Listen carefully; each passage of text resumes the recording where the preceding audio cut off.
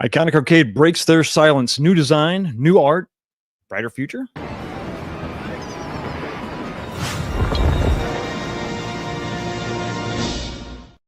What's going on, everybody? Welcome back to the angry, hate-filled darkness that is the This Week Show. What's going on, everybody? Yeah, we're talking about, not darkness and not anger. We're talking about arcades, retro gaming, and the such. I hope everybody's had a great week so far. Lots to talk about. A lot of news about Iconic, which is sort of just like a barren wasteland of information, has now become a fountain, ever flowing with information. But is it enough to really get you turned on to the Iconic XXL? We'll talk about that a little bit later in the show. We're going to talk about a few other things first before we get started. And one of those is what's in the glass. What's in the glass tonight is Basil Hayden toast. Back to one of my favorites, this and Jefferson's right up there. So everybody, cheers. Hope you had like I said, hope you had a good weekend. We had a hot one here. We had some of the trees got cut down, so I'm pretty happy about that. There's kind of like these divots in the yard now, so they're kind of fun to mow over. So working on that. But other way, it is progress moving forward. Cheers, everybody, to another great week of arcade and retro gaming. So much to discuss. So happy that we actually do have something to talk about, because it's not fun saying, yeah, we don't know nothing. That's not fun at all. That's not interesting at all. So there's something else that I like to talk about. I like to get your input on every single week. It's a poll question. It's in the chat right now. Jump on over, check it out. Very similar to what we talked about last week, except given some new information now, I want to revisit the question. Slightly changed, but basically the same. The question is, now has Iconic Arcade got you interested in their XXL after this week? If you don't know exactly what has happened over the past week, don't worry. Grab your drink, settle in. We'll talk about it in excruciating detail. So your four options are going to be, yes, I'm still glad I pre-ordered. So you pre-ordered, you're good, you're happy. You probably said this last week, so nothing's really changed for you. This one is kind of like a two-parter almost. It's like, yes, I wasn't, but I am now. So yes, you're interested, and you actually weren't interested before. So whatever they did this week got you going. Your third option is, no, I need a little more information. So you haven't written off the company and all that and the product, but you're not quite there yet. You're close, right? But you need a little more information. And then your fourth option is, no, I have no interest at all, kind of like what we saw last week. Now, I'm doing a very similar poll because I'm curious to see what an information dump like this actually has on the community that it's targeting. I want to know, did this move the needle? I want to see, because we have those results from last week. They're posted on my channel. It's a community post. You can check out last week's results. I think we were like 60% not interested at all. So let's see if the needle moved in any way. And I'm curious to see the breakdown here, especially that second option. Yes, I wasn't, but now I am. So that will be kind of interesting. Vote. That's the key, right? You got to, if you want your voice to be heard, you got to vote. You got to tell us what you're thinking. And then maybe, just maybe, the powers that be will be watching and checking it out. And maybe they can take that input, and that will influence exactly what they're bringing to market. So 40 votes so far. So everybody go up and check that out. Yeah, so that's what's going on in the poll, the chat. Okay, I told you about what's going on in the glass. Let me know in the comments section what you're drinking. And if you're interested in seeing not just one drink, but two, we got another Super Chat goal, 10 Super Chats of any denomination. It doesn't really matter. We get 10 Super Chats. You'll unlock second pour, and we'll just basically do a Q&A session, and I'll have another drink. That's kind of the way that goes. And then if that happens, then inevitably there will be a third pour. That is the members-only live stream that happens right after this. It's the after show. And you're automatically redirected, if you are a member, to that show. We can continue the discussion in any which way you see fit. Okay, so I've done a lot of talking in 5 minutes and 48 seconds. Now it's time for you to say something. Let's say hi to not the top 10, but the first 10. Who is going to make the list, the top 10, the first 10, the coveted list, and who came in at number one? It's kind of a surprise. Kevin, you got to tell me, have you actually been number one more than a couple times? I think maybe I think this is not the first time you've been first, but it's been a rare occasion. Thank you so much for being here, buddy. And as always, continuing to support the channel by gifting memberships. You do it every week, and I appreciate it every single week. Thank you so much. And so do the recipients of said memberships. Coming in the number 2 spot, Bob, you have finally been able to make it live, brother. So glad to see you. Happy Sunday. All hope everyone is doing well. We're doing very well. You two clocked in right on top of each other. So it was neck and neck. There was like 2 minutes difference. So good job, everybody. Coming in the number 3 spot is A2D2, a face I am so glad I am seeing every week. Really good to see you as always. Hoping you're keeping the movie side going, while I'm over here working on the gaming side. JR is taking that 4th spot. Thank you so much for being here, buddy. As always, hey, everyone. Good to see you. Coming in the number 5 spot is Saiyan Spirits. Reminding me of, I think a problem of my own making. Fox, have you figured out your agenda and date for the 24-hour live stream? I did say that, didn't I? When did I say? I don't know what happened. I don't know why I said that, but I did say that. We did a 12-hour live stream. We did a 12-hour live stream on the channel a couple years ago. I think it was towards the end of the year. And I think I may have put foot in mouth. Haven't made any decisions yet, but I think we're going to do it. We're going to do it. It's just gonna be a matter of when can I plan that? Because at my advanced age, 24-hour live stream is a bit of a challenge, but I think we can do it. I just got to have enough content to fill 24 hours. That may be the problem. Coming number 6 spot is Novasonic23. Hey, man, it's really good to see you. Thank you so much for being here, making the top 10. That's very nice. Hey, Fox, you're getting so close to the 200th episode. Are you excited? I am very excited. 196, episode 196 tonight. We're 4 away, guys. 4 away from 200. Now, at 200, what are we going to do? We're going to change the name of the show? Nah, we're just going to keep on rocking. I've done it this long. Why change it now, right? Why make any positive changes whatsoever? Just keep doing the same thing till the end of time. Coming in the number 7 spot is Richard Clemens. Thank you so much for being here. Happy Sunday, all. Happy Sunday to you as well. Miss G is sliding in the number 8 spot. I'm sorry, Mr. G is in the 8th spot, not Miss G, Mr. G. Sorry, I apologize. I didn't mean to assume that you were a woman, David. Sorry. I haven't even had that much to drink yet, so it's weird. Yes, you made the top 10. It's me. It's not Michael B. It's David G. Thank you so much for being here in the number 8 spot. Dan Z has just hit the chat with a barrage, really earning that 9th spot. He's like, hey, 19K Fox, pleasure to see you. Pleasure to be seen by you, Dan Z. He's also saying hi to Kevin and Bob and David and Richard and Saiyan Spirits and JR and A2D2. Or A2D2. Yes. So everybody. Oh, and also Mike of all trades. Mike, where were you at? Did Mike sneak in here? Was Mike in the top 10 and he got booted? What happened? Oh, I have to get to the bottom of that. Listen, don't worry. If I missed him, I'll hear about it, and deservedly so. So who's going to take it? Who's going to take? I knew it. It had to be. It had to happen eventually. CB Fluid has made the top 10. Yeah, you did. Did I make the coveted top 10? Number 10? Yes, you made it, buddy. Congratulations. Hang the plaque on your wall. Please say it so. What shall I talk about? Aside from all the chaos, what's your favorite table on your ALP4K?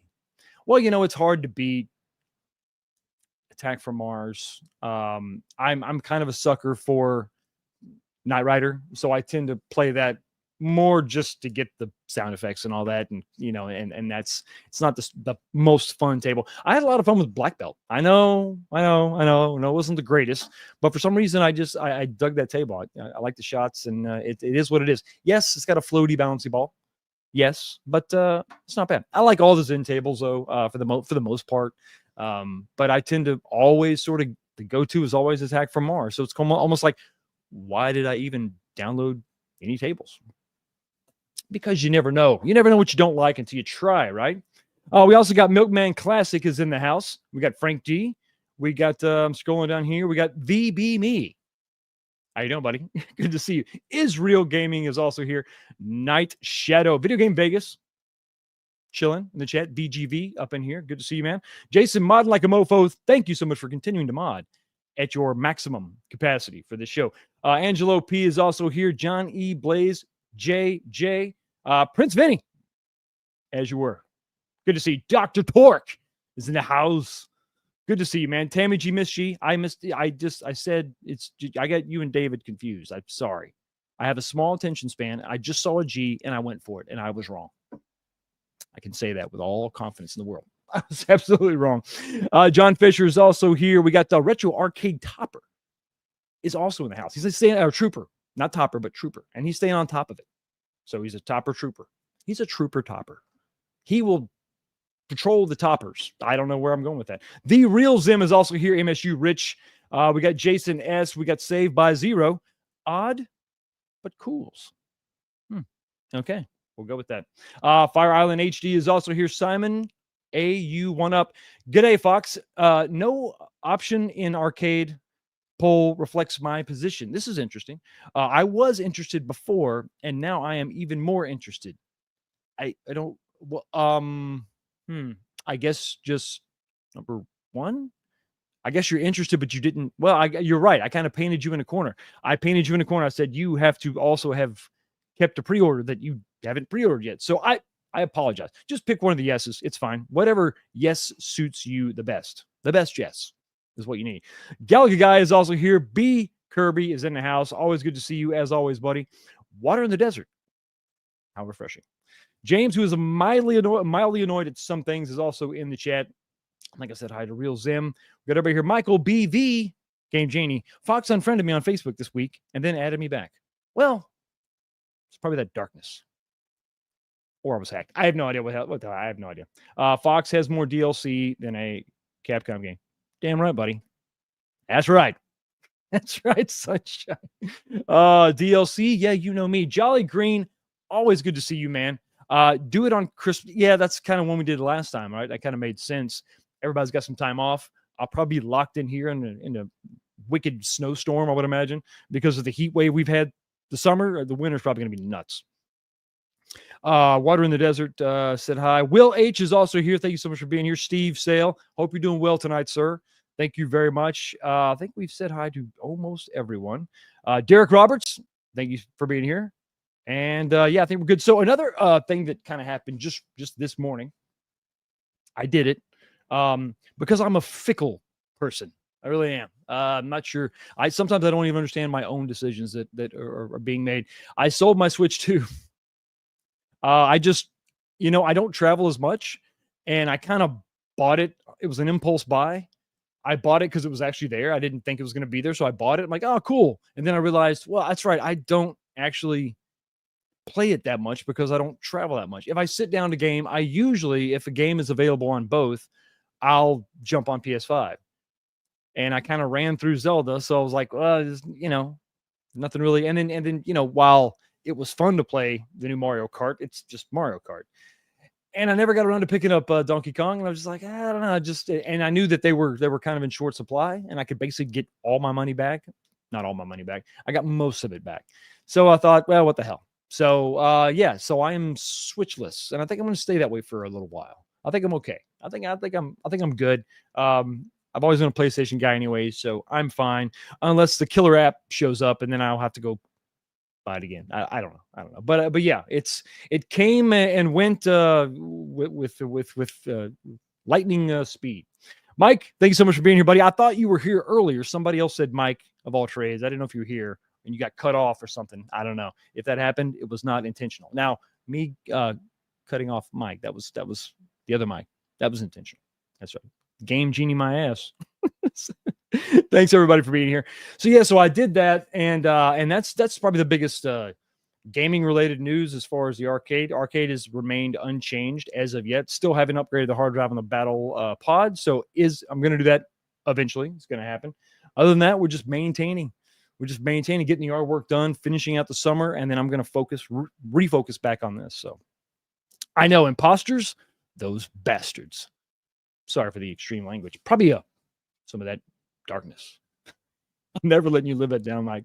Never letting you live it down. Hey, J-Rod. Good to see you, man. Good to see you. Dark Realm Gaming. How are you? 90K Fox, what's going on? Hope you in the chat had an awesome weekend. I think we did. I'm pretty sure nobody has said different yet. So I don't know. I'm hoping it all went well. Lots to talk about tonight. But before we get into the main topic, I did want to cover something else. Another video that I want you to see that I don't know. Trust me, this is going to play into what we're talking about tonight and some of the issues I may have still with the iconic arcade or what we've seen so far. Sometimes some things are just cool. They're just cool, right? And Glenn talking about the rotating screen it's one of those things like, yeah, you hit a button, yeah, sure, fine. You don't give it a lot of thought. But it's really all in the execution. So he showed off a video, and I want to just play it for you. It's just, there's no audio or anything because he had like Winger or somebody playing in the background, had to cut the audio. And it's real quick, but he's demonstrating the rotation of that 19-inch monitor in the FU cab. Just check this out. So he's in MAME. He's selected a game that requires the vertical orientation, and it rotates. And you can kind of see it.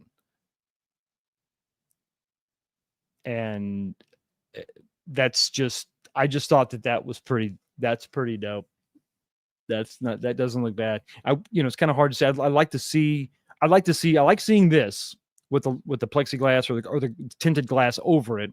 But I really want to also see, I'll play it again. I really want to see the, how do you play it again? Oh, there it is. I really want to see the mechanism without the glass over it. So to really see that, because that looks pretty damn smooth. It does. It looks pretty damn smooth for me. So I like that. I like that a lot. So that looks really good. So I wanted to show that off and say, damn, Glenn, the execution, top notch, not too shabby. I also wanted to talk quickly about the At Games Turtles HD, not the 4KP, but the HD that was leaked. It's basically coming. It's basically confirmed. Port data and all that stuff. You're right. I'm never going to not agree with that statement. Mr. Dubs. Exactly. I will never not agree with that statement. I want to just address it quickly because I'm not going to do a full topic about it. We're not going to look at pictures and images and all that. Those are out there if you want to see them. I don't have a lot of good things to say about At Games right now. Not in the best mood when it comes to At Games. I'm not ready to sell the 4KP yet. I do need a little bit of pinball representation in the arcade. And maybe that just needs to give way to me buying a full-size arcade.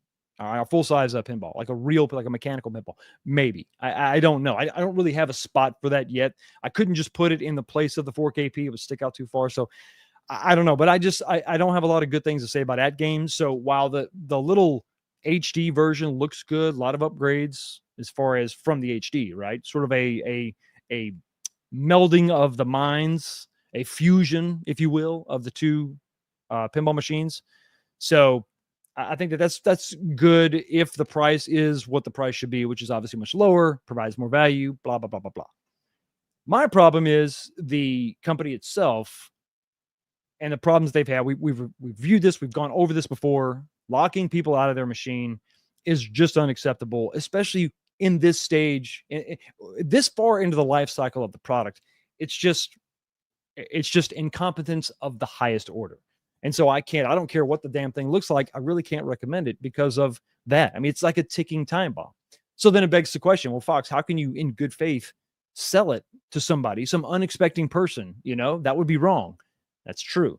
So I plan to, if I do decide to sell it, I'm going to provide obviously the order number, like on a piece, like printed out. Here you go. Keep this forever because you don't know, you might need it. And then also my contact information. If something does go sideways and they need my shoe size next time, I can provide my shoe size just in case. But that's the only way you can really sell it. You got to be open and honest. Now, if you're selling to somebody who knows the deal and they know the score, they're willing to accept the risk. Well, okay, that's different. But a conversation will be had before I decide to get rid of it to whomever I may be selling it to. Okay, so we've talked about that. We've complained enough. We've complained enough. Come on, let's get positive, right? Let's not be so angry and negative and hate-filled. And grab a drink, vote in the poll, guys, and let's go ahead and start with the first topic.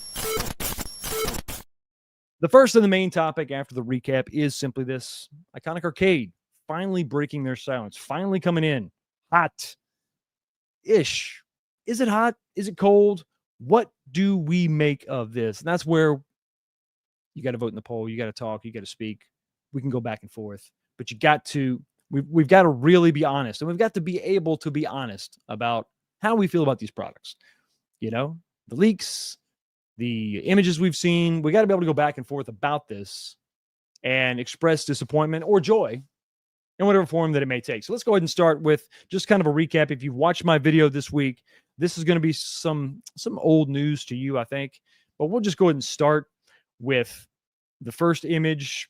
Not a lot of changes here. The placement of those extra buttons on top, that little piece of, he said, so I was told it was rubber. I don't think that's necessarily rubber, maybe like a neoprene strip on there. It's basically weather stripping. That's, I don't know if it's got adhesive on one side, but it's going to act as kind of a barrier or a cushion between the control panel and the Lexan or the glass. I'm assuming this is just plexi. I don't think it's going to be actual glass.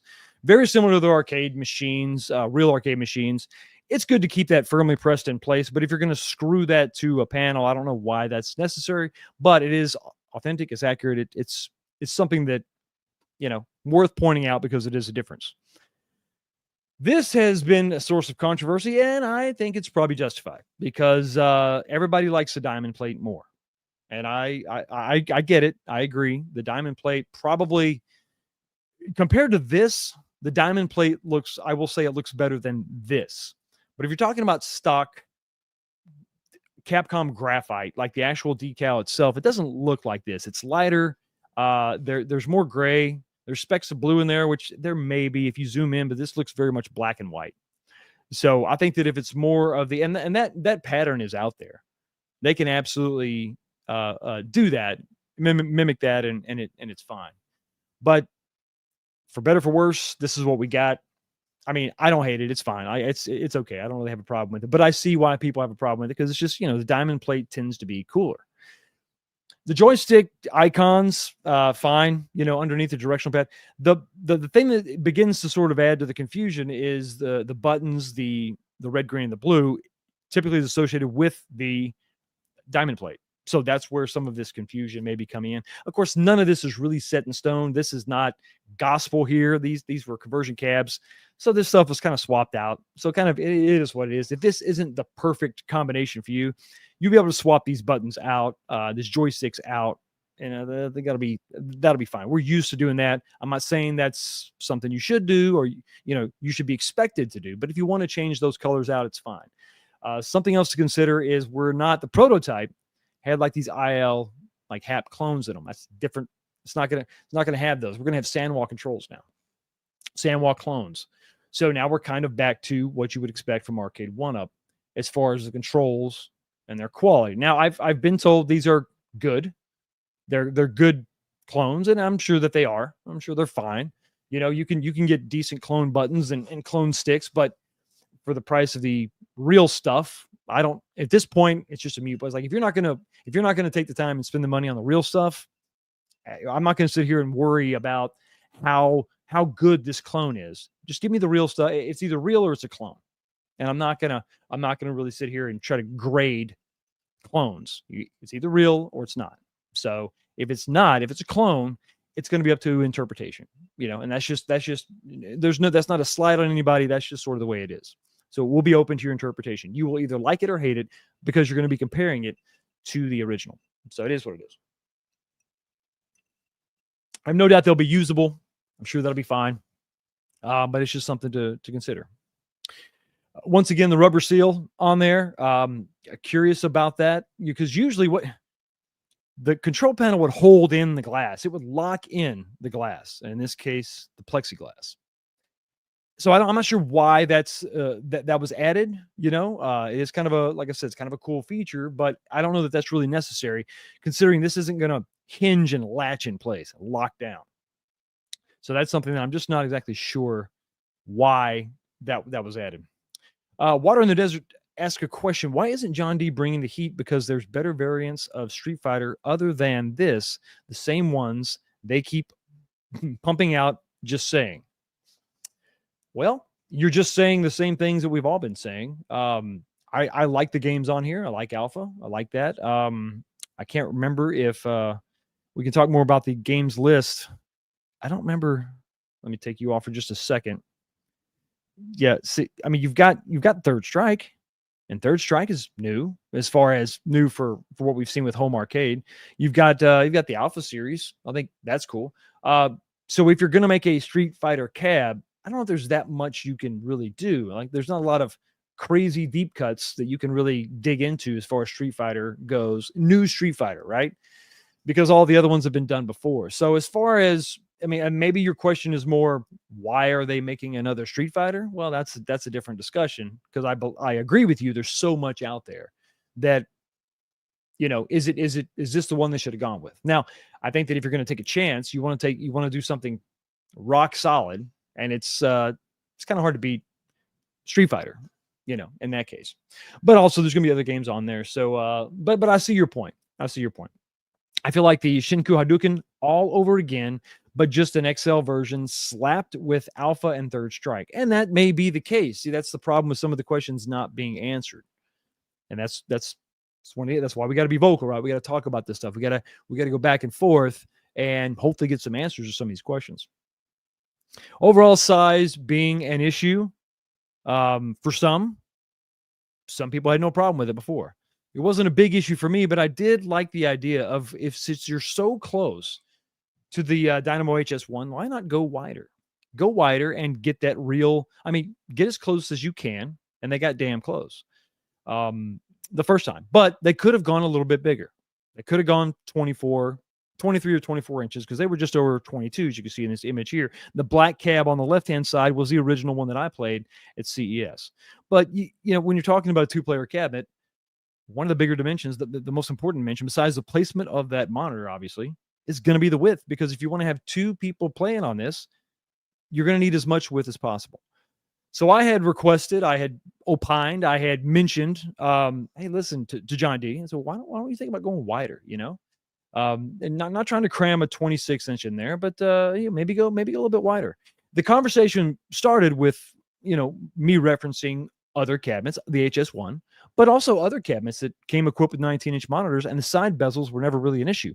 They were pretty big, especially if you look at cabinets like, my Road Blasters, for example. But a lot of these cabinets from that era, 19-inch monitors, were much more prevalent than the 26 inches, right? Those things are just massive. So you'd have big side bezels, and it really wasn't that big of a deal. So to go wider, and then that also that kept the conversation morphs, and then all of a sudden it becomes, well, why do we need a 4x3? If we're going to go, if we do go wider, that would facilitate a couple things. Obviously, more play for player 1 and 2, but then also this bigger screen, right? What if we go with a 16:9?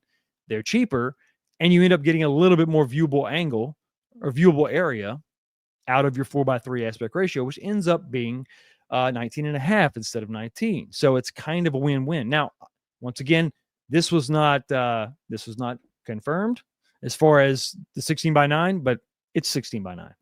There's no way they went out and they made a custom 19.5-inch 4x3. So this is 16:9. It is what it is. And honestly, I'm not mad at that, because all the other proportions look correct. This to me looks good. It looks accurate. And if we can get a little bit bigger monitor out of it, a little bit bigger viewable angle or area out of it, I'm good. I'm fine with this. But I want to know what you think about that. Magic Sword might be on this. Yes, that is true. Gamer Fridge is in the house. What's going on? Chilling over there in the chat. JJ, at this point in time, I'm saving my money for the re-release of Star Wars by Basic Fun rather than Iconic. I have lots of multi-Ks already. I don't need another John D and Co. Sorry. Well, there's no reason to be sorry. This is a place where you can voice your support or non-interest. Really doesn't matter. Really doesn't matter to me, because I'm curious what everybody thinks. My cock hurts. I think this has enough new stuff. I would love to see games from the Power Stone Naomi era on the new Capcom cab. Absolutely. And it's, it's one of those things where I think that they probably have the power with the 5. Who knows? The Pi 5. But it would be nice. As far as licensing and all that goes, and with Capcom games, it's all up in the air, right? Like it's different. Just because it came out on a disc doesn't necessarily mean you can't put it on a cabinet. I mean, that's been happening for years. Like we were still getting Street Fighter on a console and getting them in a cabinet. That I don't think that's the issue. The issue is going to be power and performance. What are you going to be able to run it well and make it slick and all that? I doubt an arcade cabinet would cannibalize sales from a $50 or $60 game on PlayStation or Switch. I mean, it's not like, oh, we're really worried. Oh, I was gonna, that $500 purchase really impacted this $60. But no, I don't think it's gonna. Nobody's doing that. They were the same price. Okay, well then maybe you'd worry about that, and Capcom would want to cherish those relationships with Sony and Nintendo. But I don't think they're gonna hurt anybody's feelings. Oh yeah, it's also gonna be available on this big ass arcade cabinet. A little bit of a different market for sure, in my opinion. If Iconic brings a spectate mode and quality lobbies and online features, I'm in. I'm not paying $700 for an offline cab. And that's a real opinion, right? A lot of people want this thing feature packed because of that price point. Nothing wrong with that. Hey, Brooklyn, how you doing, man? Always good to see you.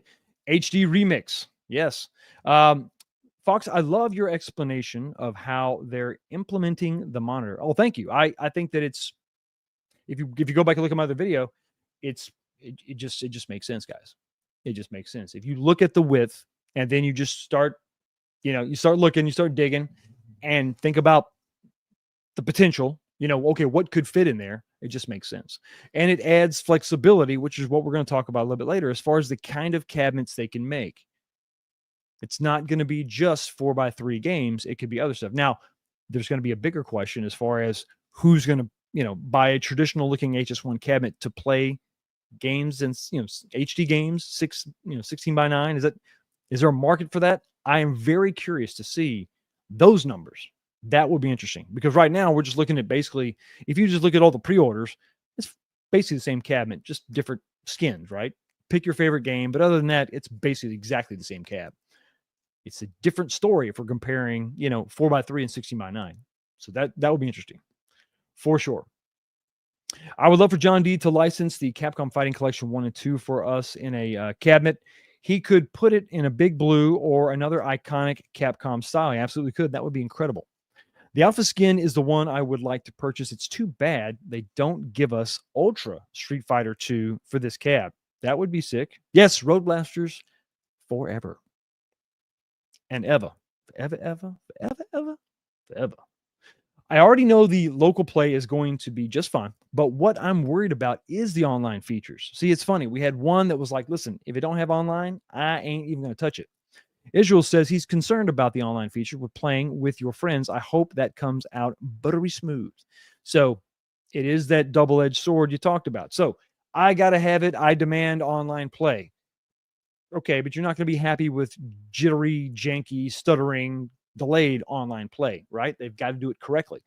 Therein lies the problem or the issue, I guess. There's development costs and all that, sure, but at the same time, if you're charging $700 for a cabinet, there needs to be some functionality there for sure. And I have a little bit of an update on some of that to maybe put your mind at ease. Don't really know how you're going to shake that out, but we'll see. We'll see. You interpret it what you will. I got my Big Blue and my Vulix. No interest in this personally. And that's true. When you have the real thing, it doesn't make a lot of sense to really get one, I guess. But I like talking about it because it's fun. Because remember, this is the thing that kind of brought us all together. These arcade cabinets you can purchase at a store. Not everybody can go and find these and afford the price and then to transport them and to fix them. So this is the commonality we can all share. We can all go to the store or Amazon or online and we can buy this and we can assemble it. We can talk about it. So that's the community building aspect of it. And it's got nothing to do with online play. So you've got this situation where everything, in my opinion, your opinion may differ. With this, you have nothing but positives. I mean, it's 68 inches tall. It's 23 and a half inches wide, damn near 24, right? Pretty close to 24. That's just the interior width. That's awesome. And then the 19-inch viewable, 19.5-inch viewable area, the taller marquee, getting much closer to a real, like legit size marquee. 24/7. It's close. I think it's more like 24/8 or 26/8. I think was what you're actually going to be talking about an actual real life size, if that's even a term, marquee. And then getting more depth on the control panel is always a good thing. Those 9 inches instead of 7.5 is going to be much better. It was a little shallow whenever we were playing. And it's good to see that they have made that adjustment because, like I said, you go wider, you go deeper. It's just going to be more comfortable because you got to rest those big hands there playing this. And there's nothing wrong with that. There's just no downside, in my personal opinion. Everything seems to be, it all is moving in the right direction. Another size comparison that was really, really interesting to check out is the actual spacing of the buttons themselves as compared to an original Dynamo HS1. There's the iconic HS1 and then the CES version.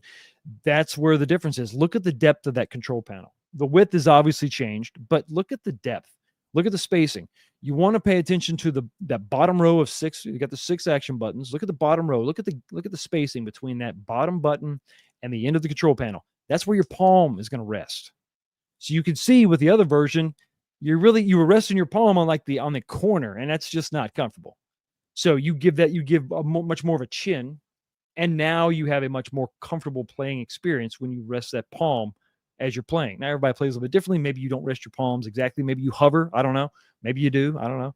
But for me, that is something I really enjoy. That's why the Dynamo Arcade 1-Up Deluxes, the Street Fighter Deluxe, I like them so much because they had that extra plastic chin, giving you a little bit more real estate to rest that hand as you game and destroy your opponents one by one. See, we got the AZ Arcade, Arizona Arcade, I guess. I'm looking forward to the potential Double Dragon cabinet. We're going to talk about that a little bit later. So stay tuned. Stay right here. We're going to talk about that in just a second. I will express my non-interest. It's very formal of you, Rainwater. Very well. Yes, I have it. I will express my non-interest. Fair. It's a fair point. As a CC genuinely, I don't know. As a CC, genuinely curious about the online features as well, because if a community of online competitors can be built on the platform, that would be awesome. And he corrected, it's I'm. Yeah, I'm. There you go. Yeah, so he's really curious about that. And that's true. Like if you can build that robust, network, you could absolutely build that out. But we saw that the lobbies sort of dried up and died on the other cabinets, on the Arcade 1-Up cabinets. And we know there's a ton of those out there already. Is it something that is an issue and a problem and you're only going to reach so many people? Is it going to be a problem because the install base will be so small because they're only talking about, 2 cabinets, brand new companies starting out. I don't know how many of these things are actually going to sell, a few thousands, probably. I don't know. No one really knows the number. Guesstimates at this point. What's that install base going to be? I mean, if we're only playing each other, right? There's no other, you're not playing against guys on consoles. So it could struggle in the beginning, but that's not to say it couldn't be built out for sure. Corner Kid is buying Alpha and Road Warrior versions. Do you see any benefits to buying both? No, there's no benefit to buying both. Like, why in the hell would you buy both? I mean, if you just want to, okay, let me just say, we're all fanatical about stuff. I bought 2, Fast and Furious cabinets. So maybe I'm not the best person to judge, but at this point, unless you just want to have both, if you like the colors, if you like the different variations, knock yourself out. Maybe you want to just collect them all. And you want to get your hands on the first 2 cabinets that, that they come up with, Iconic's first 2 cabs. That's fine. I'm not going to really question your motives, but as far as like, do I think that makes any sense? No, not really. Not really. If you really like Street Fighter, if you really love the look of both cabinets and you just want them, go ahead and get them. But no, I don't think there's no potential benefit to buying 2 other than you just want it. And like I said, that might be all the motivation you need. Online play is a part of the reason I would love him to license Capcom Fighting Collection 1 and 2 for a cab. It has rollback netcode. Absolutely. 26. There you go. 26/8. There's your marquee size. So as a point of reference, pretty close, right? Jason S, what's going on, buddy? I think the XXL cab looks great. It does look pretty good. I didn't mean that as a slap at anyone. Oh, fine. You're just slapping people. It's a verbal assault from Galaga guy. What are you doing? What, people can't like what they I don't think anybody took it that way, buddy. You just meant that's why you don't have any interest, right? Just talking about me personally, anyone who wants it and is happy, good. No, you're not. Just because you said you're not interested doesn't mean it's taking a swipe at somebody else that may be interested. Who cares? But personally, and this is something that you got to think about as a company introducing a product like this. There's already a big install base, so if you introduce something that has been done before, that's running the risk. It might be more solid as far as sales, but if there's a lot of those type products already out there running those same games, regardless of the real arcade situation or not, it's something you really have to consider for sure. Faux show. Included games, we got a couple screenshots. These aren't going to be all the games, obviously, but you see we've got some digitized versions in there. I don't know what that is. No one really knows, but these are some of the fighters, some of the beat 'em ups. And then, of course, you have, the shoot 'em ups over here. So Giga Wing 2, that's probably Giga Wing 1, I think is the trending thought. Magic Sword, I think, talking about here. I kind of would like more beat 'em ups, but this is a fighter centric cabinet, and I get that. But I'd like to see some more beat 'em ups. I'd like to see Armored Core is a fun one. Obviously, Alien versus Predator is just never going to happen, I guess. That's fine. That's fine. But some different beat 'em ups would be kind of cool playing through. I know Michael B, the Game Genie, is a real big fan of Battle Circuit. He just finished it and loved every second of it, and that's no exaggeration, for sure. As a Dynamo owner, I took that personal. Yeah, see, there you go. Yeah, you've insulted Mike of all trades. How dare you? Horrible. Absolutely horrible. It should never happen. Okay, so before we get into talking about the other cabinets, let's just focus on these two cabinets right now. Just talking about these guys right here. Street Fighter 2 and Street Fighter Alpha 2. There are a couple things that I wanted to talk about. I reached out to Iconic again and discussing some things. And as far as side loading, as far as the Raspberry Pi, there's been some discussions of it's not going to have a memory card. It's not going to have an SD card. It's not going to have any ports. It's going to be locked down physically. That's not exactly insane. You got to just think about it.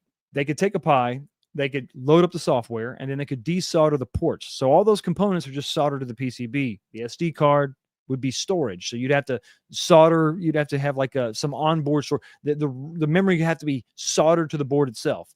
And then the ports that you plug in to actually do the software install would have to be removed. Now you've also got Wi-Fi, so there's a potential for updating it that way, but if you're going to try, if there's any way into this board, the potential to hack it is always going to be there. That's never going to go away.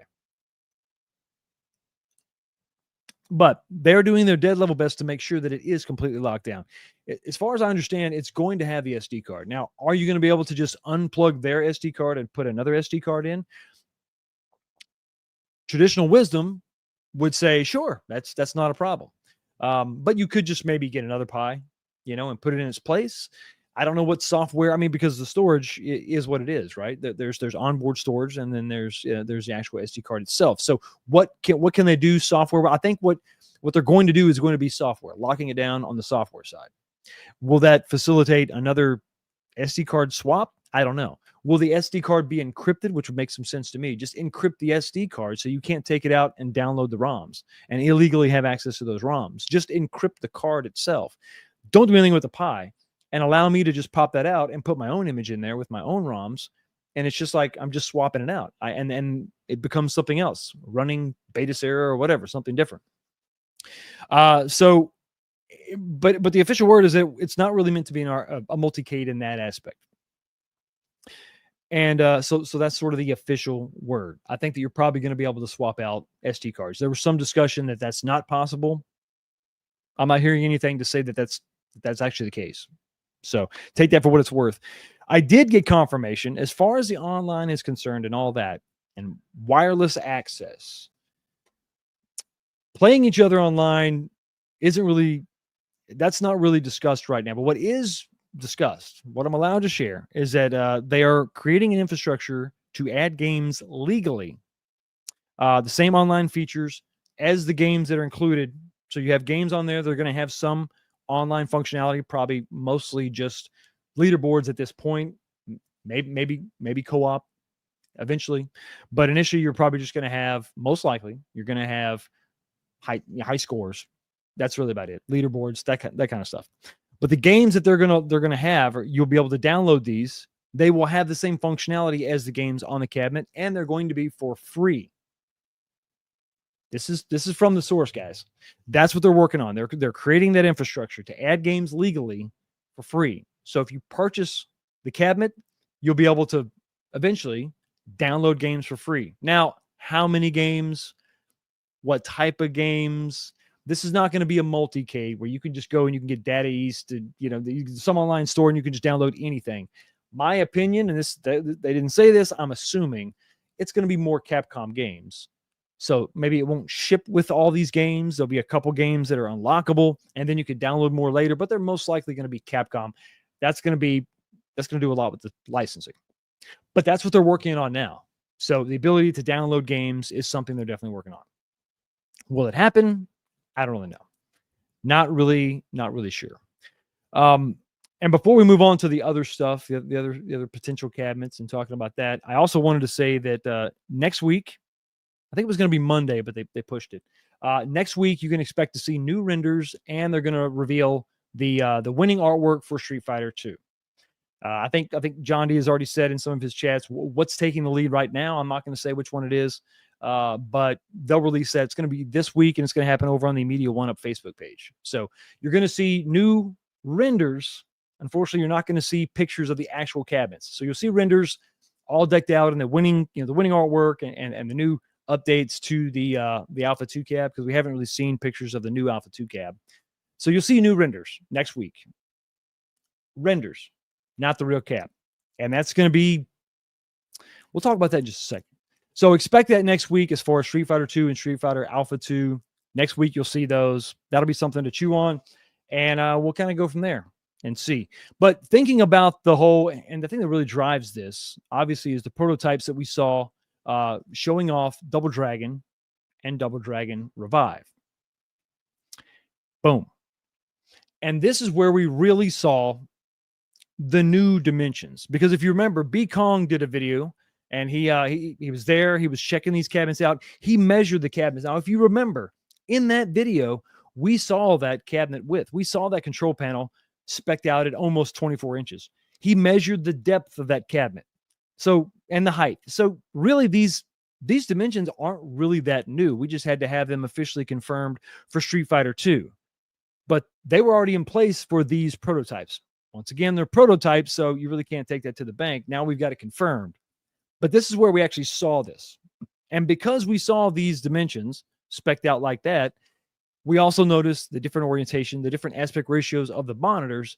So there you go. This frame will facilitate that monitor that will be bezeled 4x3 or full size 16x9.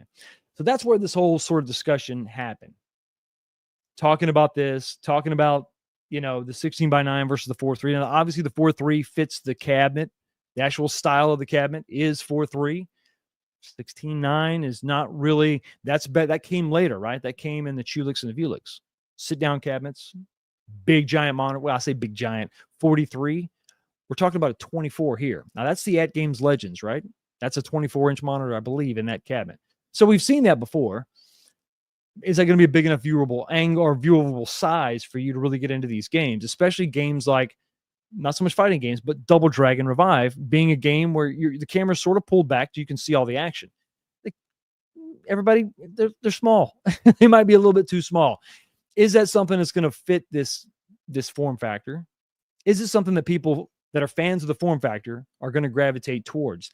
A new modern version of the game, 16:9 aspect ratio, but in this cabinet. And this is probably the most interesting part of this that potentially the most interesting thing, the most interesting development is the comparison between the two. What's the demand? What is really the demand for a modern game in an old classic cabinet?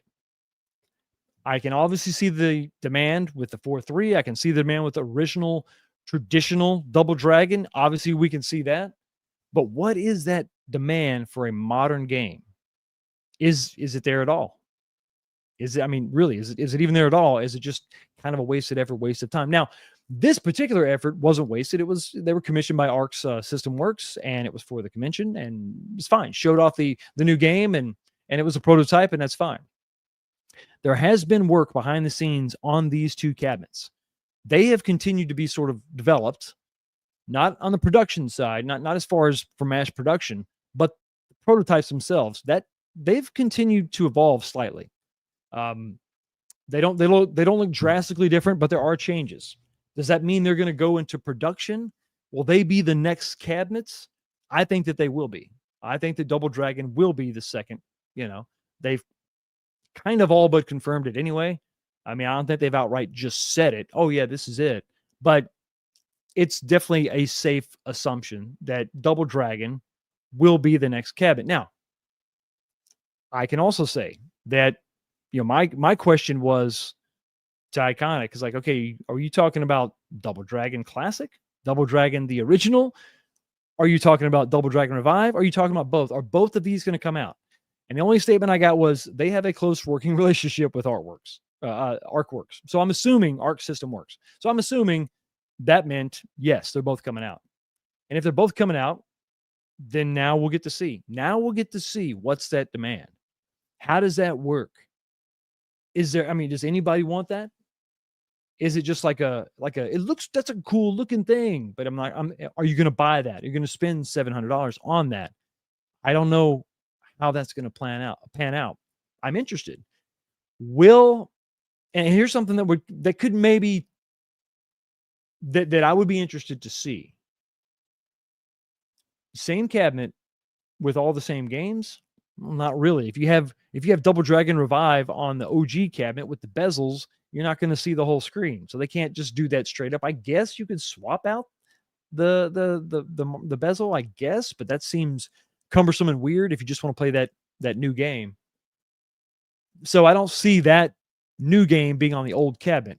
But what about the old games on the new cabinet? Because you could just bezel it. It would be digital bezels. So that would look, I'm not a big fan of that. But you could have the old games on the new cabinet. Then it's maybe a different story. Then maybe you have the best of both worlds if you don't mind the new artwork. So it's weird. It's kind of a mixed bag. I don't know exactly how to feel about it as far as that new cabinet is concerned, because now you have a cabinet that never existed, with artwork that is just it's specific obviously to this new game, but there's no nostalgia. But nostalgia is really what drives these purchases. Nostalgia for the original cabinets. So how is that going to translate? How is that going to work? Are they going to sell them both just online? Are they going to try to go to retail with both Double Dragons? I have no idea. But I'm really curious to see which way that shakes out. And maybe we'll do that poll next week. Which one would you buy? If this was it, if that's all they had, which one would you buy? Or you can just tell me now in the live chat. Will H says, would the Double Dragon also have downloadable games? If so, would they be different? I'm going to say yes. They're building the infrastructure to download games for free. So that would include future cabinets moving forward. If that infrastructure is in place that they say that they're building for Street Fighter, it's going to be there for all cabinets. Now, what's the point of having downloadable games that are free? Why don't you just put them on the cabinet to begin with? I don't know. Maybe it's something that, hey, we have access to these games now, but in the future, maybe we'll be able to have access to more games, and then we can download those, or you can download those to your cabinet.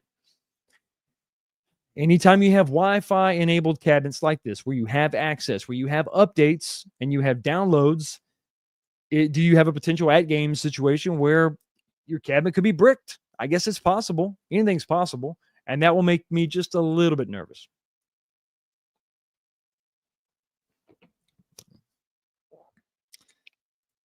Fox, you were awfully adamant that Double Dragon wasn't seeing the light of day.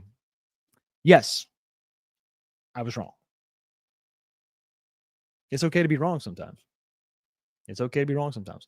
I didn't think this was going to happen at all. I thought it was a prototype, but I thought it was a one and done. I didn't think the demand would be there, and hey, I was wrong.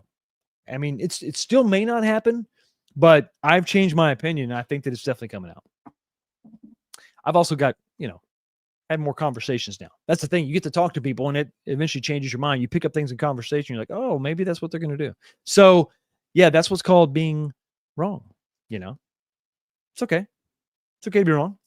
I'd even buy a Double Dragon 2 cab for the different artwork, even if same games. There's no reason that you would need to do that, but if you want to do that, knock stuff out. 1 and 2 of Double Dragon is great. It would be cool if they gave us a Nintendo version. It's this is where it gets kind of weird, because I think in my mind I only want arcade ROMs on an arcade cabinet. That's all. I don't want 8-bit versions or 16-bit versions. But if you have a cabinet like this where you're going to have new games as well, I mean, I guess why not? I mean, it's fine if you don't throw it on there, but to me, it just has no place on the cabinet. You're talking to a guy who made a Sega Genesis arcade cabinet. I know. I'm a walking contradiction. I know.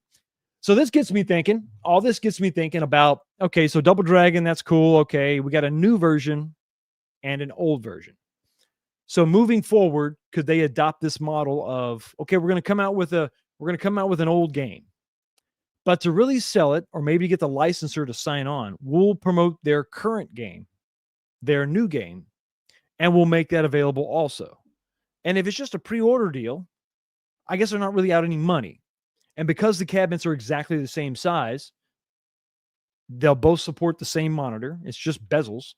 Well, then, yeah, I think that maybe that would be an option moving forward. Yes.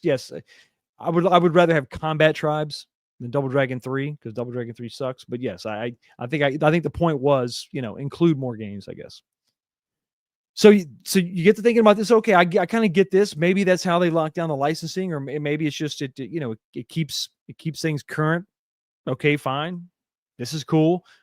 But what else is out there? Aren't there other things out there that maybe you could do this with? Maybe current games on the current horizon currently. What about Shinobi, guys? What would you think about this? What would you think about they make a Shinobi cabinet? Now, this is Sega, and I know it's a stretch. It's not impossible like it used to be. I think there's a new licensing regime over at Sega, and it is going to come back to relationships, because when it comes to a company like Sega, licensing their products, they don't make a ton of money on that, but Sega is kind of top tier. So they don't make it. It's like 10% of their budget. I think is the number that I heard, or 10% of their revenue. But they have a lot of revenue, and Sega commands big bucks. They've talked to Arcade 1-Up. I don't know if that went anywhere, but it would be really, really cool if they could lock down a Shinobi cabinet, and then maybe to sweeten the deal, say, hey, we'll go ahead and promote the new Shinobi game coming out, and we get that widescreen Shinobi on that arcade cabinet. Now, that game, Art of Revenge, looks so beautiful that I mean, think about the art, think about the side art for that. It would probably be something similar to that. And then probably white tea molding, maybe red tea molding. I don't know. But that side art, that image right there is a side art. That would look pretty damn sick. But also just to have, to have the other option of the original Shinobi games. And then, of course, you throw a bunch of Sega games on there. And that would be incredible. But you could see there, okay, there's two different versions. There's an updated version, older version. Maybe that could be the package deal moving forward. If they see the need, if a lot of people buy, let's say this one does come out, let's say Double Dragon does come out, and a bunch of people, let's say they sell just as many revives as they do classics. Well, then maybe there's an argument to be made about this then. When would that happen? How old would this game be? I don't know. But you could always free MK4. That would be another one, right? That would be another one, especially when they're coming out with a Mortal Kombat collection. That would be an incredible one. Do Mortal Kombat and then just do maybe the Mortal Kombat collection, or have Mortal Kombat 1 on there. I don't know. Is that going to be beyond the capabilities of the Pi? Probably, maybe. But I think some of these 2D inspired games, side scrolling, emulating, or not emulating, but simulating or being inspired by those side scrolling games. I think something like this probably doesn't take a ton of power to drive and run. So that I think is something that could probably happen for sure. But that's just one idea I had. I said, oh, that would be cool. If they did that, I'd like that. But then, of course, since we're talking about ninjas, right? We got to talk about the other ninja in the room. Yeah, the other one coming up, and that's Ninja Gaiden. So what about this? If you're going to pair new and old, another great way to start, right? Another great way to, once again, this is going to be a Tecmo cabinet. So Ninja Gaiden, and then other Tecmo arcade games, simple games, and then also have a new version to go alongside it, a Ninja Gaiden Ragebound cabinet to sit right next to the original Ninja Gaiden. It could all just be chalked up, like some of these companies that are pushing these games, it could just all be basically just marketing. They could treat it that way. They could say, okay, we're gonna go ahead and license this out, and we'll treat it like it's marketing. It's part of the marketing. And it's, instead of us spending money to market it, we're basically getting paid to have someone else market it. And you have a new game, new and old. It's inspired by that old game series. Here you go. Another combination that I would love to see. That would be great. That would look sick. That game looks pretty good. I haven't played it yet. I'm still waiting for my physical copy because I'm weird and I got to have physical copies. Haven't played the downloadable version yet, but that would be something I would just love to see. That would be incredible. Sorry, Fox, no second pour tonight. Bears are playing right now, up 14-0. Well, that's okay. The second pour will happen on the members only live stream, the after show. That's okay. No problem. Next up, I got another one I want you to think about. Take a look at. Let me know what you think. This is probably this is a personal favorite, of course. Raiden. Now, I did ask if you could take the 24-inch widescreen monitor and rotate it and install this thing vertically and have, think about the shmups cabs you could have.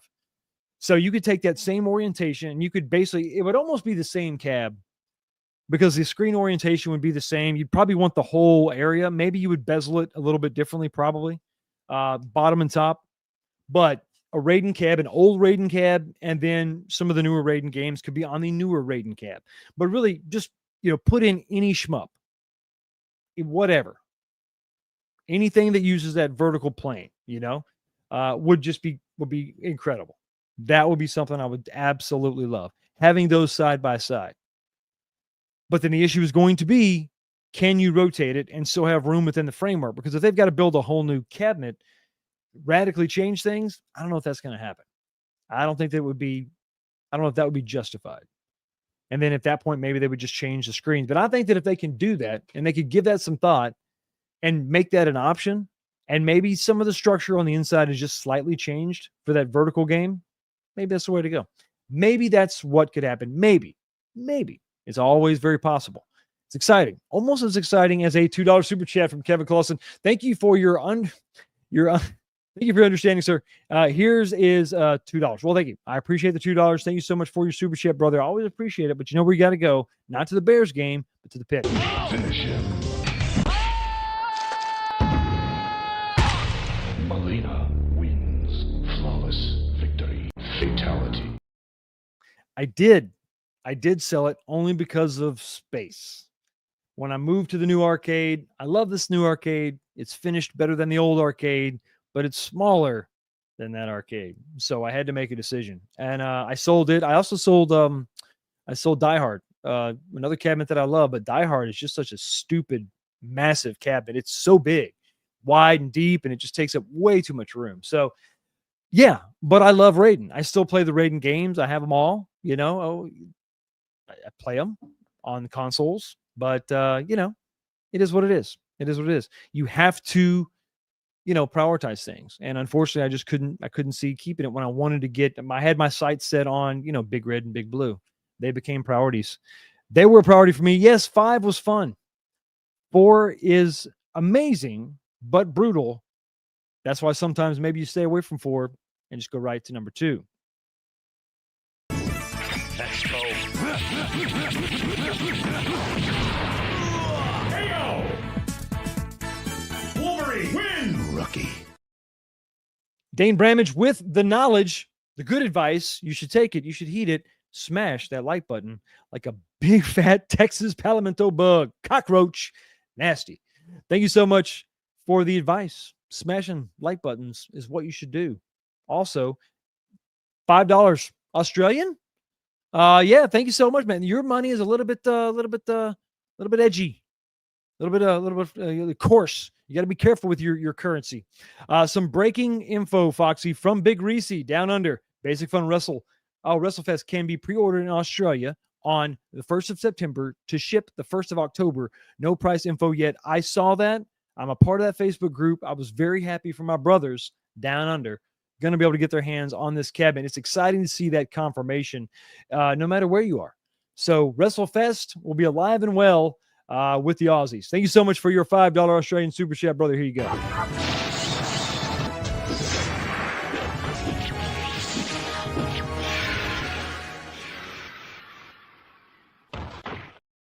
And I couldn't agree more. Let's pump these numbers up. Number 3, you're actually number 4. Thank you so much for your Super Chat, buddy. Here you go.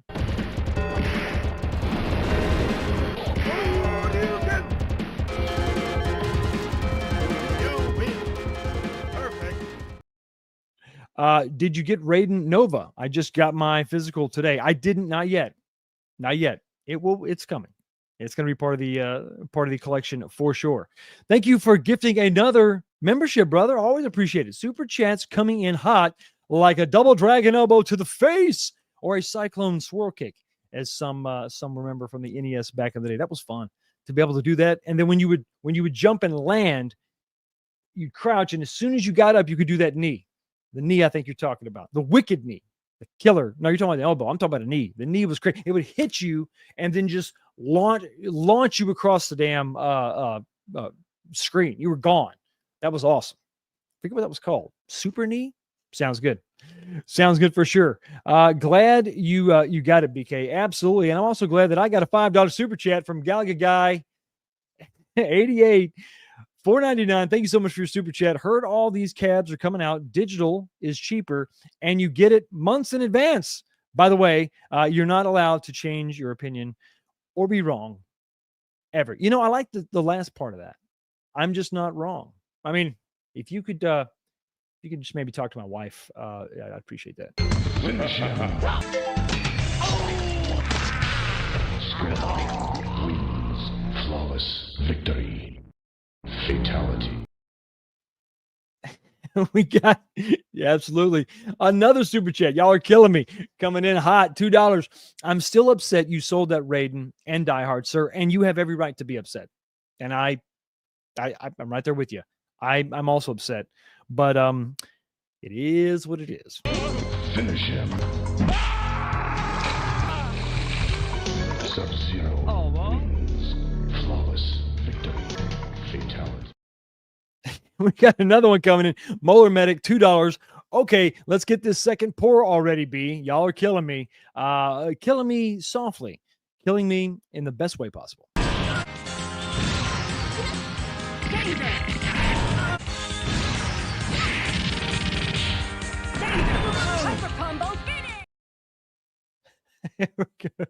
And the hits just keep on coming. There we go. There you go. That's right. There you go. Okay, I'll give you another one too. Why not?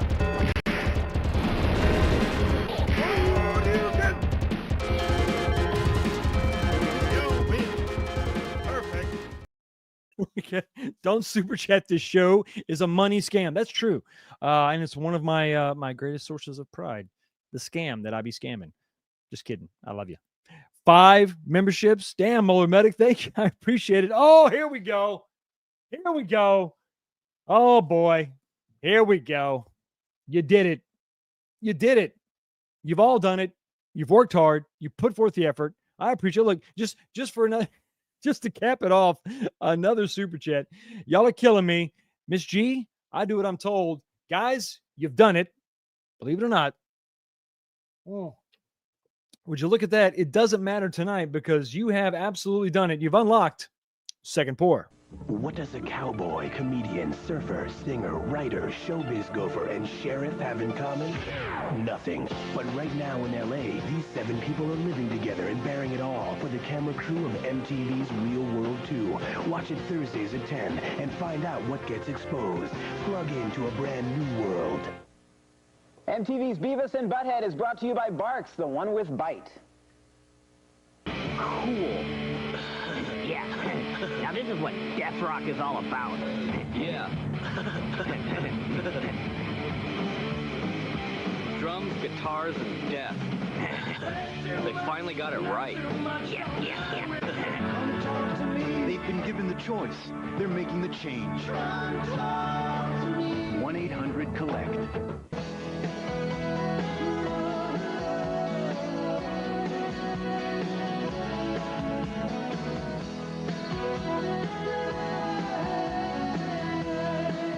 Carrie Jacobson's a milk drinker. Once I saw her, I had to meet her. She says milk helps with shiny hair and beautiful skin. She's right, she's gorgeous. She gets a lot of attention. For me, she gets total attention. Milk does a body good.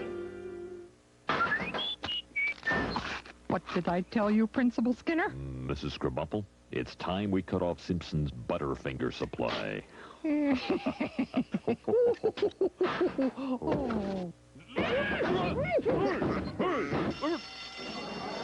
It's showtime!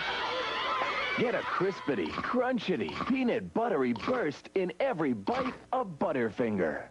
Nobody better lay a finger on my Butterfinger.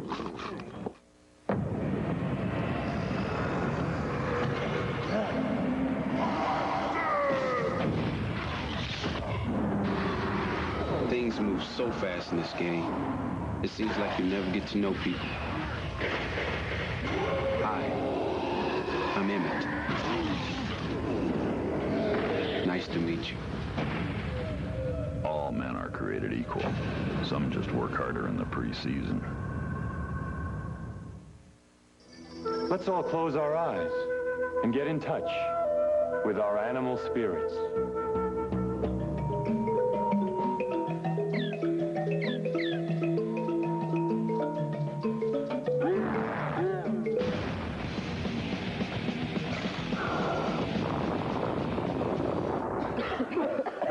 Well, he's just trying to be friendly.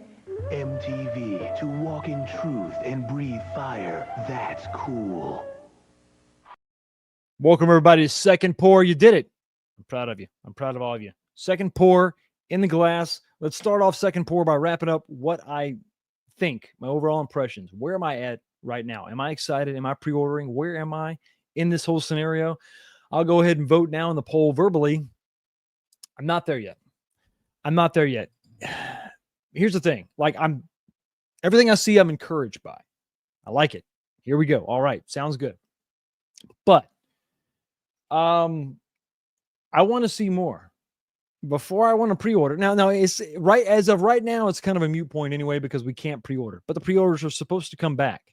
But if they came back today, Fox, would you pre-order one? I'm still a no. Because even as of next week, what we're going to see is just a render. I haven't seen anything real yet. I haven't seen anything physical. We still haven't seen the UI. And I know that some people think that that's maybe too much to ask for, but I think that it is a question now, because what we've seen of the pre-order of the prototype and what we've seen of other companies and other offerings and how that can really impact the gameplay and just the overall experience of the cabinet. Something else you got to consider, because we've seen nothing physical. Where's the golden sample? So the golden sample is it's the pre-production. It's the perfect version that you submit to your manufacturer to go ahead and begin manufacturing. Where we haven't seen that yet. That doesn't mean it doesn't exist. Maybe it does. Maybe the golden sample it's there and it's already been submitted and it's ready to go. But if that's the case, why haven't we seen images or pictures of a real cabinet yet? That's concerning. That's concerning for a couple reasons. If we're trying to hit a date, we're trying to hit October or November, I think it's technically Q4. So I don't know if they've actually locked down October for sure, but let's say it's October. Let's say it's the end of October. You have your golden sample developed, made, done, good to go. submitted for manufacturing. Now the manufacturing process begins. Then you have to put it on a boat and ship it from China. Just to get it shipped from China, unless you pay for the expedited, rate or super speed turbo, it's going to be 30 days just to get from China to the ports. And we've seen no evidence that they've started manufacturing as of yet. So how long would it take to manufacture? Let's say they have the gold. Let's say tomorrow we see the golden sample and it's there and it's ready. And here we go. They've locked it down. Here's the perfect. Here we go. We're ready to start manufacturing. How long will it take to manufacture the number and then put them on the boat and then get them here? I mean, I don't know that they can. Maybe they'll complete the manufacture of all the cabinets by October, but I'm not sure that means that it will be in the hands of customers in October. I'm just not confident of that because it's the middle of August right now. It's the middle of August. I mean, we're in the latter half of August. It's the 17th. So we're technically in the second half of August. So until I see some sort of evidence that we've actually got a real, here's the real thing. Here's the real cabinet. Here's the UI. We're in production. I have my doubts that this thing is really going to land in your homes in October. And maybe that's not the case. Maybe that's not what was implied when they said October. But I haven't seen that yet. So let's take a look at that golden sample. Let's take a look at that UI, and I'll probably end up getting the Alpha 2 because I don't have a fighting cabinet in my collection. And I thought about just going and getting a real Dynamo, but it'd be kind of nice to check this one out and support it and support the company and maybe see them make more stuff. So that's where I'm at right now. Still not recommending as of yet because we just haven't quite seen enough. That may enrage some, and other ones are probably going to be, well, that seems pretty reasonable, Fox.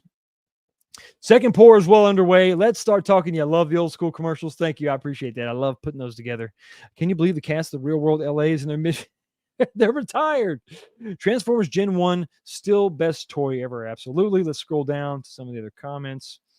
Okay. Been a while since I've been able to watch the stream live. I'm glad you're able to watch it. I appreciate it. I know Sunday night can be kind of a rough one. I'd like a Midway sports cabinet. Okay, here we go with Arch Rivals and Pigskin 621 AD. Yeah, some of those games just don't get the love that they should, that they deserve. Like Midway did some great stuff. And if you had some of those Arcade 1-Up Midway classics, then you know what we're talking about. Or not Midway classics, but like the deluxe cabinets. They came with a lot of this stuff. If you've got a PS2, you can get a sampling of some of that great stuff from back in the day. There were 3 different arcade treasures that came out on PS2, and there's just a ton of stuff on here. I think 2 is probably my favorite. 3 is good. 3 is where you're getting like Hydro Thunder and stuff. But 2 is where you're getting like your Narc and Primal Rage and stuff. Arch Rivals is on there. Total Carnage. So these are excellent if you've got a PS2. And then some of the greats. Well, you still got a lot of greats on the first one too, with Rampage and Super Sprint. Marble Madness is on there. So a lot of good stuff. So yeah, there's just a ton of really good Midway games. And they're not Mortal Kombat. Coming in with another super chat, my brother. What is going on? Just tuned in. Why do I need to give Fox $2? You don't need to, but it's appreciated. And because I love you, and because I like to drink. Finish.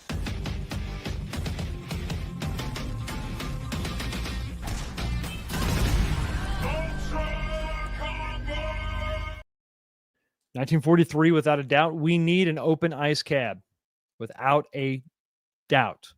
Give some of these other sports games the love that they absolutely deserve. It wasn't just Blitz and NBA Jam, although they're great games. There were other games out there, other sports games out there that were great. We may not be playing these until early next year. Yeah.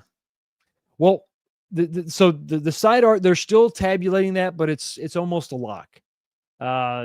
We think we know what it's going to be, but to your point, that hasn't even been decided yet, right? But the golden sample has to be constructed and built and ready to go. And until that happens, manufacturing can't even begin. So The problem is that these things may exist, but we don't know that they exist. So we have no way to sort of gauge where we're at in the process. So I just don't know exactly when we can expect these. And until I see something concrete, next week we're going to see more renders, and that's great. But I want to see something more real. And I want to see that UI. Really want to see that UI. And I don't think it's too much to ask.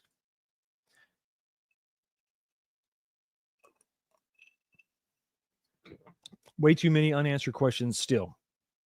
Show me progress. All the problems that the Nova Blast had with Unico, and they had problems. No, you can't, there's no two ways about it, right? They would eventually get to the point where they were in manufacturing and they were sending out pictures. And I showed a ton of them on my channel of stacks of Nova Blasts in various stages of completion and beginning to get, boxed up and all that. So they were definitely rocking. And they let us know they were behind the curve, right? They were behind the ball. They were late, but at least they were showing us something. I hope that Iconic can do the same thing. Give us some sort of real idea. NBA Jam or NBA and NBC Showtime be a sweet cab. Yeah, I just saw one of those. I was at I went out to Pins Mechanical. It's it's duck bowling, it's pinball machines, and it's a few arcades in downtown Cincinnati, and it was cool. That was one of the games that were downstairs in the basement, and it's a really fun cab, and great collection of two different sports games. Dave, if you're going to have one, you'd have to have, the Ultimate Man Cave, you'd have to have that, and you'd have to have Golden Tee. Yeah, it's the right thing to do. I also appreciate you, what you said on your stream, man. I appreciate it. That meant a lot, bud. VGV says, the only other cabs I wanted were Hydro Thunder and House of the Dead, but I'm happy with what I got. Yeah, I was happy with what I got too. As far as you're talking about these recreations, I guess. But I think that the sky's always been the limit as far as what can be done, what can be accomplished, what can be emulated. That's all out there. But what can be done reasonably? Without running a full-blown PC in some of these cabinets, which they're not going to do, what's a Raspberry Pi 5 going to be able to do for you? Realistically, honestly, what is that going to be able to do for you? What is that going to be able to run and emulate properly? I think you're looking at Dreamcast at least. So arcade boards and everything up to that sort of level, there's a lot out there. There's a ton of stuff out there. The problem is figuring out what are people not into? What are they willing to pay $700 for? Because at the 3/4 scale market, with $500 being the price point, the margins they're tight, they're slim. So you got to make it up in volume. Or you can jump up, and once you're in the $700 territory, when you think about it, your costs go up slightly from a 3/4 scale cab with a 17-inch monitor. They go up slightly when you do an XL, right? But if you can charge, effectively 20-30% more for just a small increase, your costs don't go up 30% to make this cab. From a 17-inch 3/4 to a XL, you're not increasing your cost by 40%, 30%, but you are the price. So the margins are there, and you can make them so you can make a short run, a small limited run of a bigger cabinet because the margins are bigger, and you can make that money. So that opens up possibilities. Okay, if we're not trying to sell 1 million cabinets, what can we do? What are people willing to spend not 500 but 700 on? And that's the issue. There's a lot of games out there that a lot of people say they love, but do they love it $700 worth? I want to see everyone get at least one cab they've always wanted. That would be absolutely correct. Oh God, don't pull my strings. My heart will go on. I don't want to cry. Retro Arcade Trooper. What better time to release an Alien/Alien versus Predator cab since the Alien Earth series is on fire? I say, and I've said this since I started the channel, there's never a bad time to release an Alien versus Predator cabinet. That's just a fact. That's just the way it is. We ain't seen Robotron and Smash TV yet, and I don't like that. And see, you have a right to be enraged, and rage is welcome here. The blackness. the anger, the rage, the man. You know, what was the thing in Batman v Superman? It turns good men cruel.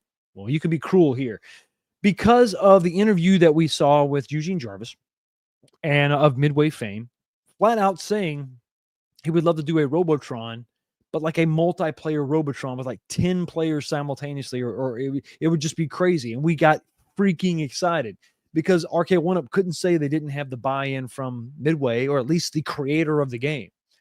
And then Total Carnage, Smash TV was in the conversation during that interview. We were very excited about the potential for that. Give me that cabinet with just those 3 games. Good. And then give me 2 different skins. One for Michael B, straight up Robotron, and then give me the other one, Smash TV. You know, so you have 2 different skin options. Is that a potential now? Is it possible to do that now? Could they do that now? Could they have those 2 different SKUs?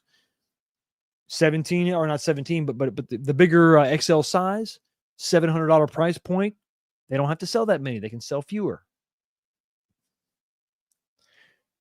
Can someone just make track and field already? Wasn't it in development under excuse me. It was, not only was it under development, a prototype was made and shown off, and James Hates Everything actually has that prototype. I agree. $500 is a good top end for a 3/4 scale. It is, but it's hard to make. You can't make a lot of margins. Like your profit per cabinet is pretty. Those margins are pretty small at $500, at $499. Which is why anytime they did anything different with the 3/4 scale cabs, you'd see that price jump up. You know, that's why you got a $750 Time Crisis cabinet. It's 3/4 scale, sure, but there's so much development in that. They couldn't settle for that skinny, slim margin, pricing it at $500. So the price jumps up. But it's easier to justify the price if you're going with a bigger cabinet, and a simpler design is cheaper to manufacture. So it's kind of a win-win if you could stick with a traditional sort of size and style. Just make it a little bit bigger. Yes, it's just incredible, man. I'm pleasantly surprised because I wasn't. You don't know how this is going to go. I still need to watch Alien Earth. It's something that I feel like I wish they would just. I say to myself, don't mess with the lore, leave it alone. But then, if it's good, if it's quality, I don't care. I'm in for a penny, in for a pound.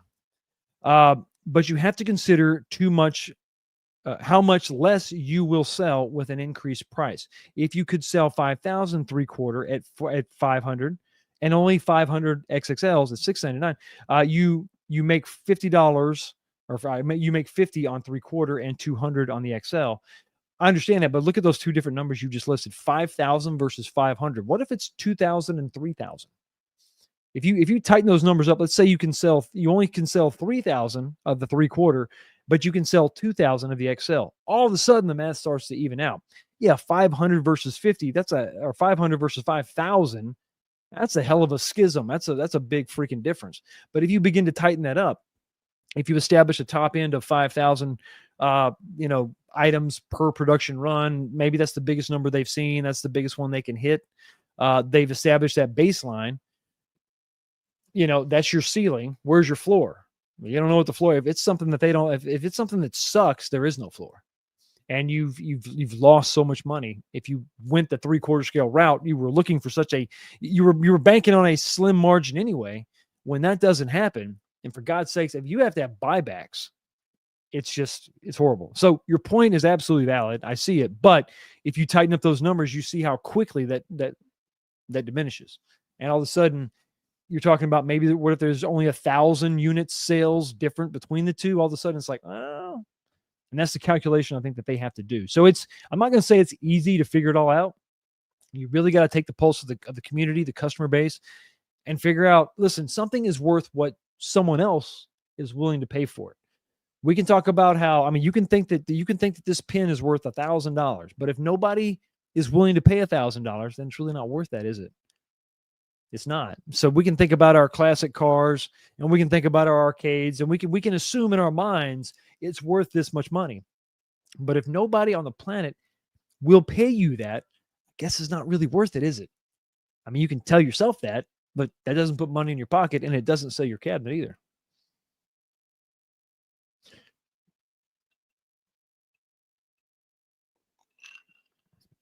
Cliffhanger. Nice. I've given up on waiting for cabs I want. I'm not just buying cabs and modding them to what I want. I think that's a lot of, that's why I went back to the full size arcades, because I didn't see what I wanted. I wasn't getting what I wanted. And you start with a Raiden cab, which is only a couple $100, and eventually you say, listen, if I want an Alien versus Predator, a real one, I'm just going to have to spend the money. And you do it. You sell stuff and you save up, and then you go pop $3,000, but you get the cabinet that you want. Yes, it's very expensive, but if it's the one that you just really gotta have, and it's authentic, it's worth it to you. You can spend that money, or you can just wait for years for somebody else to make it. And that's where a lot of people have found themselves in that same position. So do licenses come in batches? I remember One Up bragging they had a huge amount of licenses. Did they just waste money buying all these licenses, or was it a package deal? I can't answer, because I'm not a licensing. I don't know all the licensing ins and outs. It's possible. That's where you have to sort of figure out targeted license acquisition, right? Okay, what's the first one? Like the goal. Okay, so the gold standard is whatever. Let's say it's Capcom, or let's just say it's Capcom. We fight to get that, and we milk that thing for all of its worth, but we know we can sell a bunch of units. Okay, well then that's money well spent. But if you just go out and get a bunch of licenses because you don't know what's going to sell, and you invest sporadically, like a spreader shot on Contra, right? Just everywhere, because you're not sure what's going to sell, but you're just going to go. Let's just go. If it's available, get it. It's a gamble. It's a bold move, Cotton. Let's see if it pays off for him. Cliffhanger was made with the Lupin 11 anime. Nice. I don't know if I'm familiar with it. After watching T2, they need a life-size afterburner so you can be cool, like John Connor. Yes. I was sad that wasn't working at Galloping Ghost, because I love that thing. And yeah, that would be great. To have it recreated, I don't know, buddy. It'd be awesome though. I have emulated versions, but I want a dedicated cabinet. Thanks for the heads up. That's it, man. That's it. Sometimes you just want a dedicated cab. We can emulate this stuff all day long, and that's fine. But sometimes we just want a full size, the real deal. Sometimes we just want the real deal, or something dedicated to that. So a dedicated project, like I've made some in the past, just one-offs, I just dedicated to whatever that game was.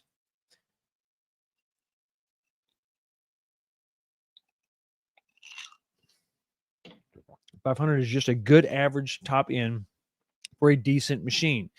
Yeah, because everybody's got that different threshold. You have your different threshold. Like some people would pay $1,000, for an arcade one-up equivalent. I'm not that person. I didn't buy Killer Instinct because I knew it'd be good, but it's still an arcade one-up. It's, so am I going to spend that much money? Probably not. Everybody's got different thresholds. $500 is probably you're comfortable spending that, but beyond that, it's just not worth it. And like I said, it's only worth what somebody's willing to pay for it. Lacey, how are you? Always good to see you. I want to see a 3/4 version afterburner deluxe. That would be weird, right? You're cramped in there, like, oh god, you're just locked into this thing, and these little cheap Chinese motors. You're just hoping it doesn't like spin all the way around and flip over and throw you off and you die. That would be very sad. That would be very regrettable. And the only redeeming thing that would save you, pull you out of that fiery mess of catastrophe and confusion and horror, is a $5 super chat, of course, from David G. What's going on, buddy? Fox, you are demoted to Lieutenant Commander. You admitted you were wrong. Also, I am sending you to a malfunctioning transporter room. That's frightening. I don't know where I'll end up. I'm sorry. I guess I shouldn't have apologized. That's what you get for apologizing. A trip to a malfunctioning transporter room. Can't you do any better? This is the Overlord!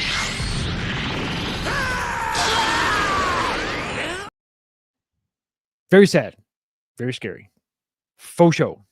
The pin isn't worth a penny. Over 60. Well, that's fair market value. Okay. Hit me up on PayPal. I will send you this pin for your said asking price. I had to create a couple of my 3/4 go cabs, sometimes you have to build it yourself, and I don't like it though. Yeah, that's the thing. We had to do that a lot. I took deluxes and converted them and swapped in different boards and had to make my perfect arcade one-up for what was available, you know? And that's fine if you're pretty handy, but not everybody has that. And that's where you really like these companies to kind of make something that's going to appeal to the masses, because we can all just I can tell you, hey, it's available at Walmart. Go get it now. And then we can put it together and we can talk about it, you know, or I can get it and review it. And we can just discuss it. And that's the fun of this hobby when it's accessible. When it's out of reach, it just becomes like this elitist thing. And you can maybe appreciate it, but you can't own it. It's like a Lamborghini. It's like, what's the point? I mean, yeah, it's awesome, but I can't afford that. Like these big machines back here. Maybe you can afford it, but you can't get it in your house, or you can't go get it and transport it. So it's out of reach. That's frustrating. That's where these companies kind of, you know, they created this cool little niche, and it's awesome. Yeah, I read that. Here we go. The unlockable game needs to be Street Fighter 3 Upper. Yes. It needs to be something themed to the cab. It needs to be something cool. I wouldn't, you know, I'm glad I don't know how to feel about this. Unlockable games that are just free. That's great. But like, what would be the purpose? Like, just put it on the cabinet, but you know, like from the get. I don't know. Like I said, maybe if it was like an evolving sort of licensing thing, I guess that would make some sense. But you know, I'm never going to be mad at you adding more games to my cabinet unless they're like, you know, NES versions of Battletoads. Oh, would you look at that? What the hell? Yo, the sign is real simple, B.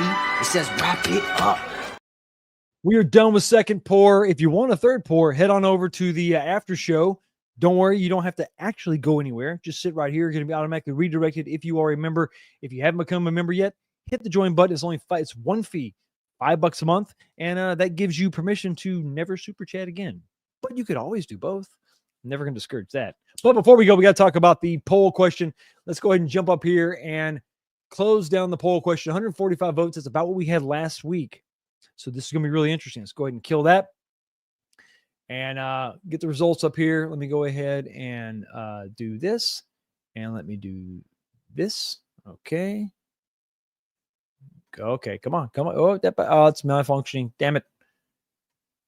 Let me kill that. Sorry, guys. I'm doing this in the most awkward way. Let me just go with invisible page and download. Here we go. Okay, now I can save that, and we can put that up on the channel later. So here we go. So here are the current results of this poll. That's kind of the same one we did last week. Coming in last place is, so the question once again was, okay, so as of right now, has Iconic Arcade got you interested in their new XXL?